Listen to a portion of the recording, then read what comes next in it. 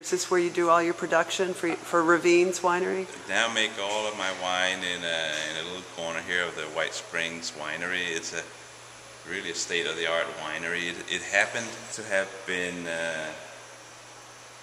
designed by my ex-assistant while I was at Constantine Frank. My assistant winemaker there was a French woman by the name of Frédéric, who worked for a couple of years as my assistant, and she actually ended up designing this place before going on to take a job in California. Do you source all your grapes from growers, or do you have your own vineyards? Right now, everything comes from independent growers I work with, and when I say independent growers, that means that they are people who grow grapes and do not make their own wine at this point in time.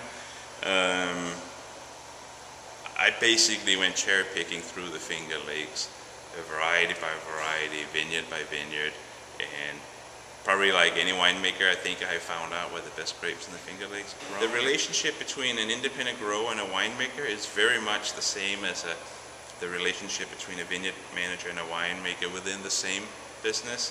It's always the dialogue. The grape grower would like, the vineyard manager would like to see the grapes picked, because that's the end of his process, that's when the end of his season.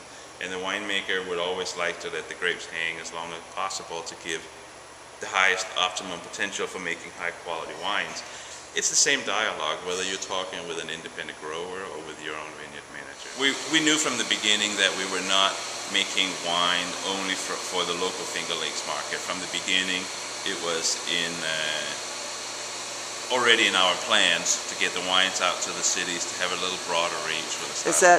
Is that because it's a dry style? Yes. Two competing things here. You have more and more wineries going drier, so the consumption of dry wine goes up, but you also just have the number of wineries going up.